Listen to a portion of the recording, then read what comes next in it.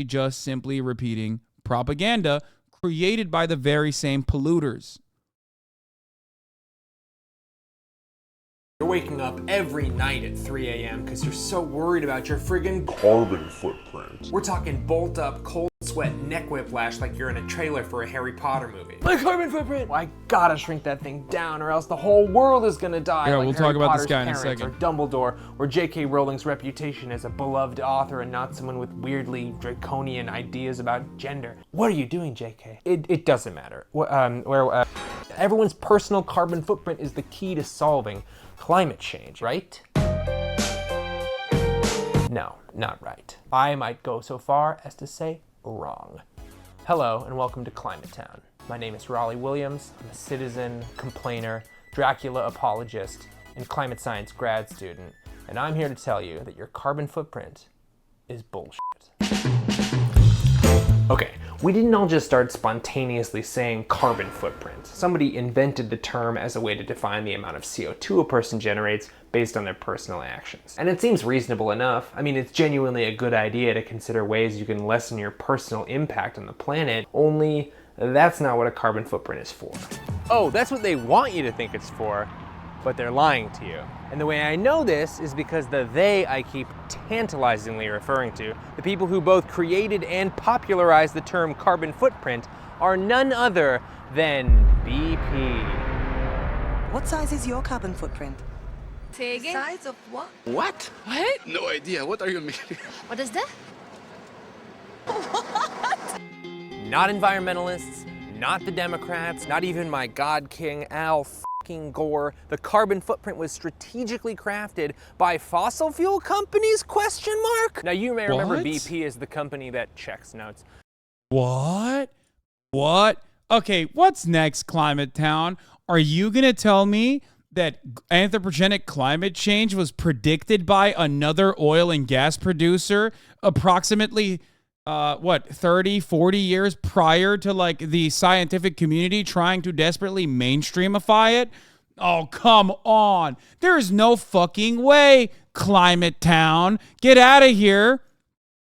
That's gotta be a lie, right? There's no fucking shot that they would have known about the impact on the environment due to the oil and gas industry's impact on the environment could not have been foreseen by the internal scientists at Exxon, for example, and then purposely shielded from the public and then actually utilized so that they could have a mass strategy once this became publicly available information.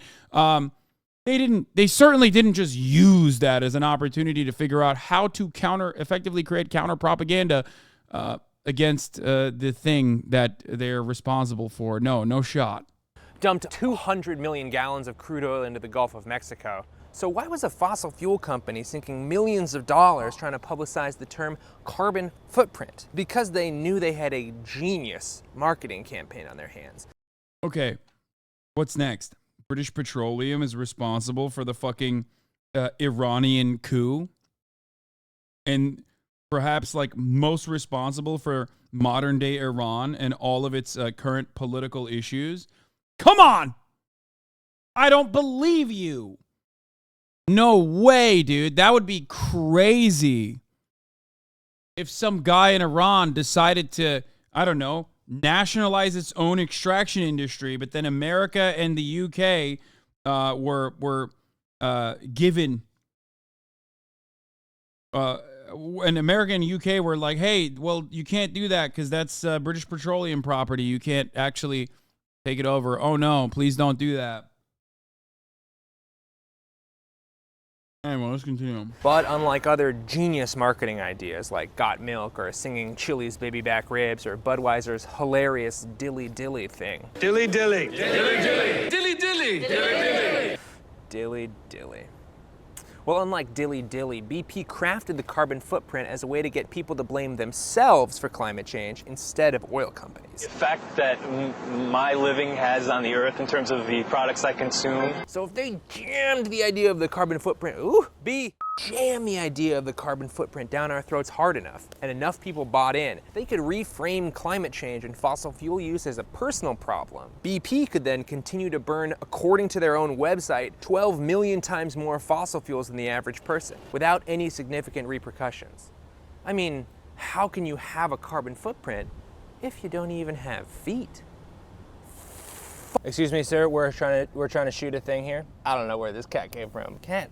Hey, I'm doing a thing about how BP invented the carbon footprint. Oh, you already knew about that? This whole thing started as a way for BP to deal with that Cat knew phony about little PR nightmare. You might know it as climate change. And if you don't believe in climate change, first of all, thank you so much for watching. I thank you. But regardless of whether you do or don't believe in climate change, it's irrelevant because BP officially does. Vegans, handshake emoji anarchists, unintentionally falling for expertly crafted big corporate propaganda that hyper focuses on individual reliance to systemic problems. Sometimes the vegans are anarchists, in many respects, but I'm just saying. Oh, come on, man. There are valid reasons to separate from the propaganda. Yeah, those valid reasons are about the moral considerations of consuming animals as food. Okay? That's it. And there is, you're correct. The moral considerations, oh my God, vegans literally are only 3% of the community right now. The moral considerations are correct. If you consider animals to be something that you shouldn't consume, that human beings know better and they shouldn't eat animals, then yeah, I get it. I don't think so.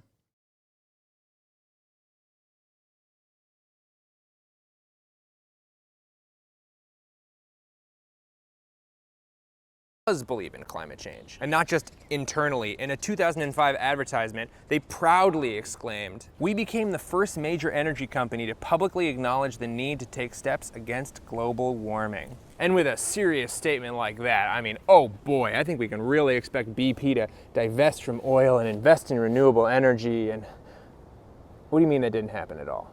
Like at all? Wait. Climate Town is wrong. On one account. Well, he's not wrong, but it doesn't really do anything for this video. But BP doesn't invest in renewable energy, just like every other oil and gas producer. Except they don't do it because they want to save the planet. They do it because they want to hedge. And in other instances, they do it because they want to stop progress from happening in the renewable energy side.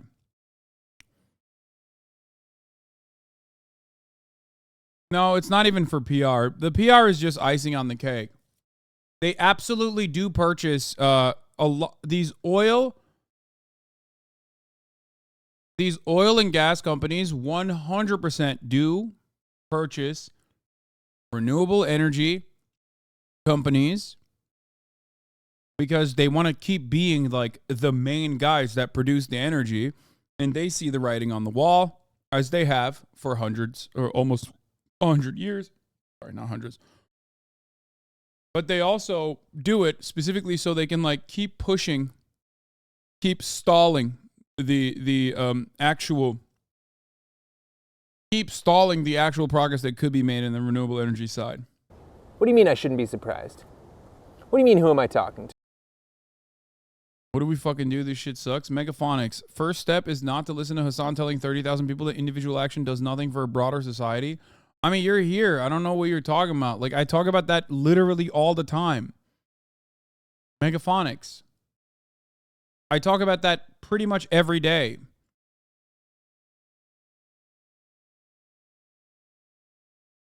Blazing over the impact of plant-based diets on the environment and watching a video about oil interests is insane. Well, this is perhaps the best video to watch, because I just told you that your carbon footprint and your individual impact on climate change is a direct British Petroleum created PR initiative to move the conversation away from systemic solutions.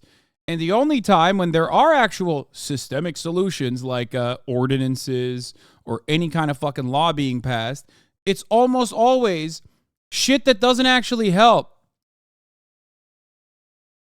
Okay? It's always like, oh, we made it so that it's illegal to have a plastic straw. Or we made it so that, you know, your Ralph's, your local Ralph's is going to charge you 50 cents for a fucking plastic bag. They're not doing actual public transportation. They're not doing any actual meaningful ways of addressing factory farming and agricultural production that yields a ton of fucking waste. They're not doing any of that shit. It's just greenwashing. Too. What do you mean the whole "what do you mean" section's gonna get cut? Okay, it's gone. What do you mean, who am I? But you can't just fake it, right? I mean, you gotta have a little thing called showmanship. And that's why BP hired marketing superstars Ogilvy and Mather. Ogilvy and Mather. And they gave them the paltry sum of $250 million to make them appear environmentally conscious without the obvious downside of actually having to care about the environment. It's a good script. It's a good... And a very real consequence of that, is in the chat. It's money well spent. That's how you can still go in a leftist chat. You can still go, hey, whoa, hold on now. Because he's not just talking about fucking people believing that British Petroleum is going to go and like legitimately try to change the planet for the better. There are other shit that they did in that marketing campaign, like carbon footprint and individualizing the responsibility on issues that pertain to on issues that require systemic solutions. And you're repeating that in here, and then when I say, well, that's just propaganda, you go, fuck you. What do you mean? You technically could literally save the planet by going vegan. Here's the fucking stupid argument laid out in a way that you personally understand it. Hasan, why don't you give away all of your money, or why don't you actually open your house up to homeless people if you care about homelessness? People say this all the time to me. What do I tell them? Well, one, I do give a lot of my money away, but that still doesn't change the reality that like homelessness is directly caused by the housing market. Okay?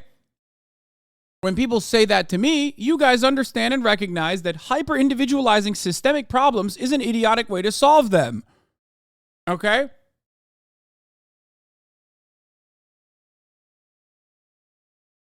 But when it comes down to that exact same argument, but from a liberal perspective, you all jump on board.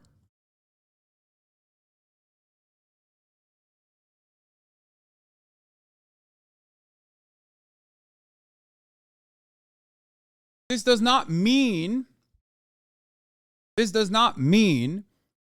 that I'm stating that like your individual actions will not actually put a dent, I guess, especially if it is mass adopted. But the same could be said for people who open their homes up to homeless people. If everybody opened their houses up to homeless people, then there would be less people that are homeless.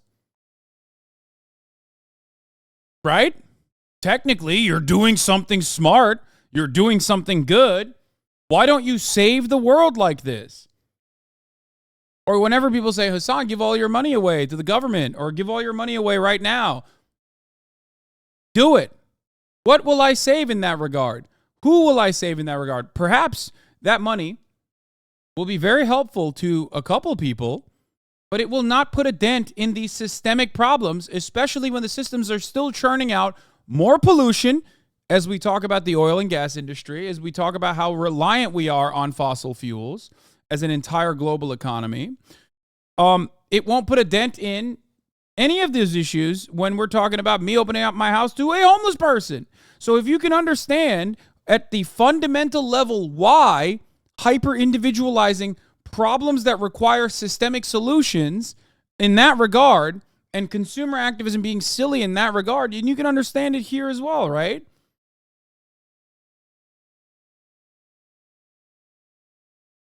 Oh, not a fair comparison. If the masses stop eating meat, that would make a huge difference. It's a lot easier to stop eating meat than to have a homeless, mentally ill, or substance abusing strangers living in your house. To you, perhaps if you have already stopped eating meat. That's it. You're also living in la la land when you say that the masses are going to just automatically stop eating meat, including myself.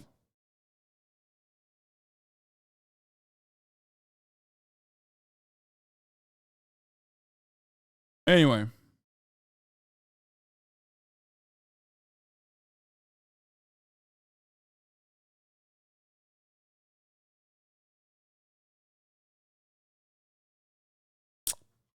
Good script. And these Ogilvy and Mather guys are good. Okay, they're like Don Draper from Mad Men good.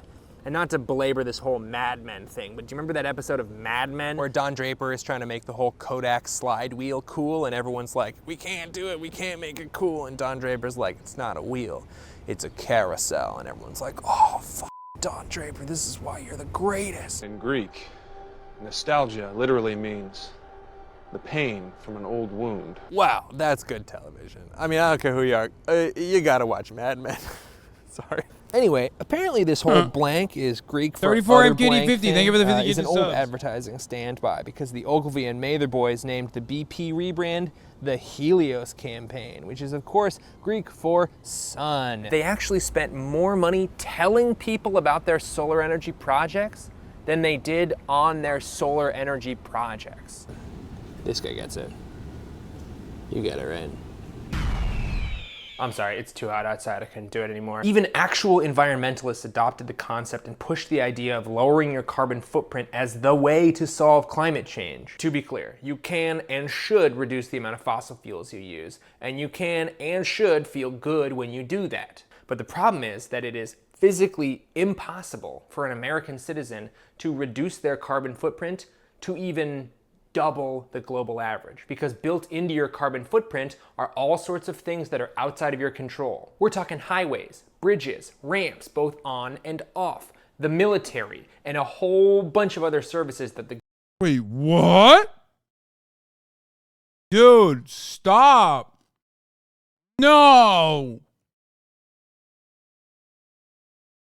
government, in part, uses fossil fuels that are supplied, in part, by BP. And it's not a small fraction. The majority of your carbon footprint is made up of fossil fuels burned on your behalf. It's kind of like when your mom sends her friend Nancy a birthday card, but then she signs it also from you. I was not involved in that card, Nancy, and I do not endorse the role model pun, nor would I have chosen a Cars 2 novelty stamp. Now you might be thinking to yourself, hey, come on, man, corporations gotta corporate, okay? It's not BP's job to save the world, all right? They're not doing anything illegal. Basically, I'm hating the player and not the game.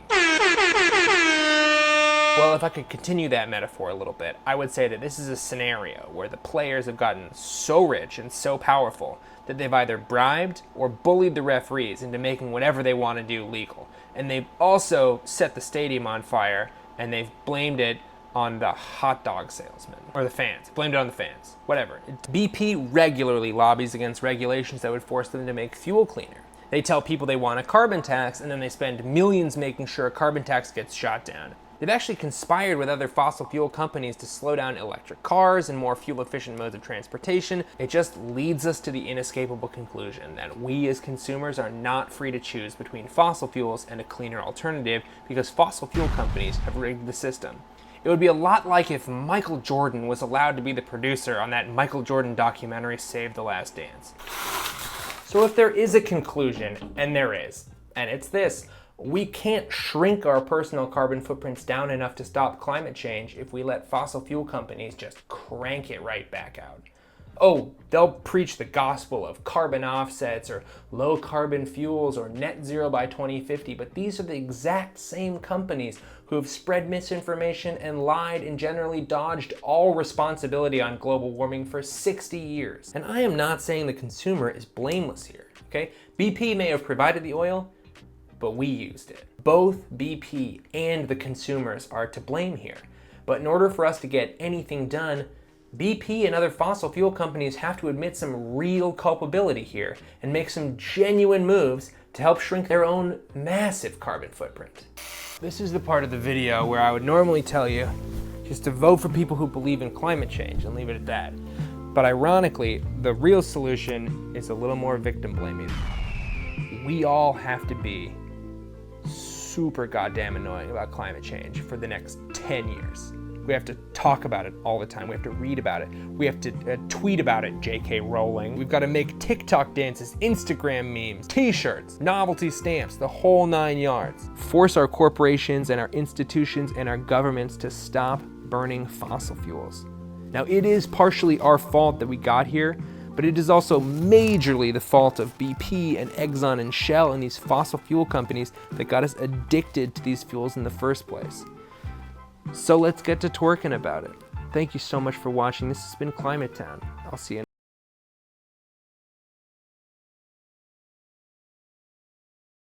You get it?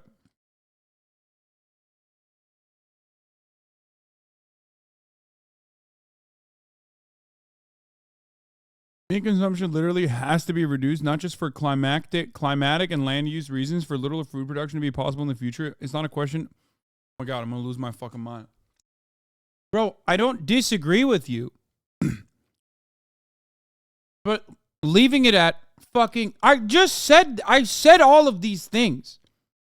Okay? It's one aspect. Stop dox people, Hasan. You ruin people's lives.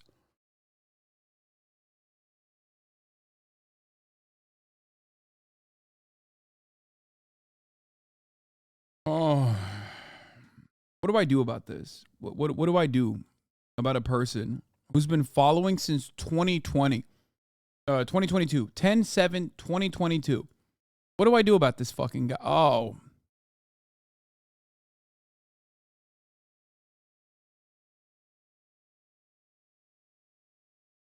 Watch the earlier part of the broadcast to know that you're fucking wrong and that you're an idiot. I am anti-doxing always.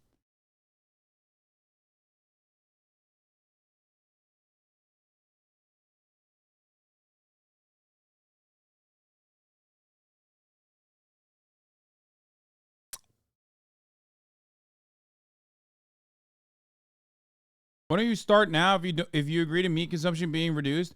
Thank you. You're doing it again. You're doing it again and again and again and again because it's a fucking marginal part of our actual overall consumption.